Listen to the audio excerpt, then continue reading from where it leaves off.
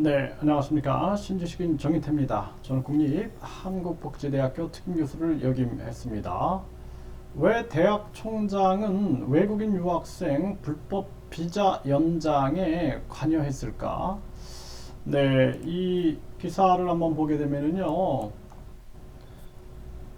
외국인 어학연수생 불법 비자 연장 전문대 총장의 실형이 선고됐다라는 것입니다. 이런 일들이 계속 벌어지고 있는 거죠. 그러니까 외국인 어학연수생의 비자 연장, 비자가 끝나게 되면은 이제 비자 기간이 다 있어요. 비자 기간. 그래서 우리가 외국에 거주할 때는 항상 그 비자가 있어야 되는데 그 비자가 기한이 있는 거죠. 2년이면 2년, 뭐 1년이면 1년. 근데 비자 연장을 할 때 이 학생들이 등록금을 냈느냐, 또 출석률 이런 거를 점검하게 되는데 어학연수생 200명의 출석률을 조작하고 성적증명서와 등록금 납부 영수증을 허위로 제출해서 유학생들의 비자 연장 허가를 받도록 한 혐의로 재판에 넘겨졌다라는 것입니다. 그래서 이 외국인 유학생들은 기간을 연장하면서 불법 취업한 것으로 드러났다라는 거죠. 그래서 이 어학생들이, 이 어학연수생들이 와서 한국어를 공부하면서 6개월 후에는 이 아르바이트를 할 수가 있어요. 네, 20시간 내에서. 그렇게 이제 지켜줘야 되는데 그렇지 않고 아예 그냥 학교에 나오지도 않으면서 그러면서 출석률이 조작되는 그러한 사례들이 굉장히 많은 거죠. 참 안타까운 일이 아닐 수가 없고, 그러니까 우리나라 이 제도에도 문제가 있고 지금 우리나라 이 대학들이 위기입니다. 위기. 그러니까 결국에는 이 대학들이 재정적인 문제 때문에 이러한 유혹을 이겨낼 수가 없는 그러한 상황이 발생이 되는 거고, 뿐만 아니라 우리나라 이 제도들도 이 유학생들이 이제 한국에 왔으면은 이들이 아르바이트나 이런 것들을 예를 들어서 우리 국내 근로자들의 기피하는, 그러니까 부족 직업군들이 있어요. 뭐 예를 들어서 간병인이라든지 또는 뭐 부족 직업군들이 많이 있잖아요. 그런 부분들에 대해서 아르바이트를 대폭 좀 열어줘야 됩니다. 네, 그렇지 않으면은 뭐 중소기업들도 마찬가지고 뭐 인력이 없다라는 얘기가 계속 나오잖아요.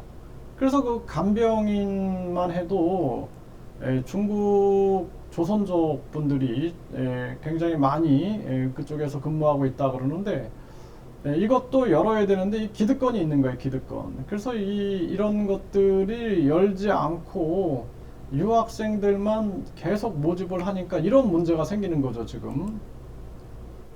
또 여기도 보면은 외국 학생 출석률 어학 점수 조작을 해가지고 대학 관계자들이 집행유예를 받았다라는 거죠. 그래서 이러한 일들이 계속 터지게 되는 거죠. 네, 이것을 출석이 안 되면은 유학생들이 출석률이 70%에 미치지 못할 경우에는 하위 대학으로 지정돼서 불이익을 받으니까 이렇게 이러한 것들을 또 조작을 했다라는 거예요. 이게 참 심각한 문제가 아닐 수가 없습니다.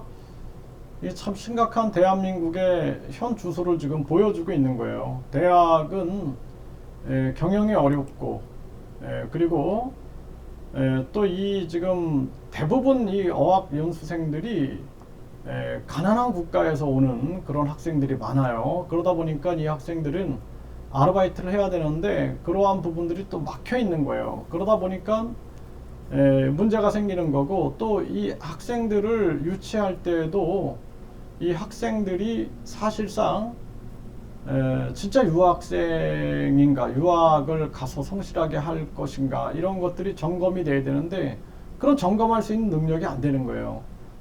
그 점검할 능력이 안 되는 거죠. 그러니까 서류를 뭐 가짜 서류를 만든다든지 또는 그것을 그 나라 외교부나 그 나라 교육부에서 그냥 눈 감아준다든지 돈으로 거래된다든지 하면은 대한민국을 그것을 걸러낼 수 있는 길이 없는 거죠. 그러니까 서류 조작해서 외국인 이 연수생들 불법 체류 지원한 대학 총장 징역형, 그러니까 불법 체류를 지원한 대학 총장이 이렇게 징역형을 받았다, 이런 기사들이 나오는 겁니다. 외국인 유학생 출석률 뻥튀기 대학 직원 이단 벌금형. 그래서 이제 출석을 유학생들이 출석률이 저조에 70% 밑돌면 체류 기간 연장 허가를 못 받는 거죠. 그러니까 또 이렇게 출석률을 조작을 하게 되는 이러한 문제들이 생기게 되는 거죠. 이게 참 안타까운 일이 아닐 수가 없습니다. 네, 외국 학생 출석률 어학 점수 조작, 수도권 대학 관계자들 집행유예를 받았다. 이런 사건들이 계속 터지는 거예요. 계속 연속으로 계속 터지는 겁니다. 네, 여기도 보면은 외국 유학생 212명 출석 조작, 대학이 취업 브로커였다, 이렇게 얘기를 하죠. 네, 그래서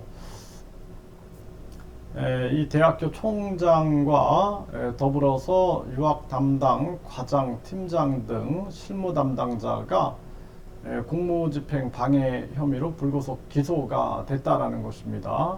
참 안타까운 일이 아닐 수가 없는 거죠. 네, 대학교 이러한 뭐 경영 때문에 이게 많은 사람들이 또 이러한 일이 전개가 되는 겁니다. 그래서 유학생들이 대학교에 형식적으로 등록만 해놓은 뒤에 불법 취업 등에 나선 것으로 검찰은 파악하고 있다. 네, 그래서 대학 측이 유학을 핑계로 입국한 뒤에 실제로 취업해 돈을 벌고 있는 일부 외국인 학생들에게 등록금을 대가로 취업 브로커 노릇을 한 것으로 보고 있다라는 것입니다. 이게 참 안타까운 일이 아닐 수가 없습니다.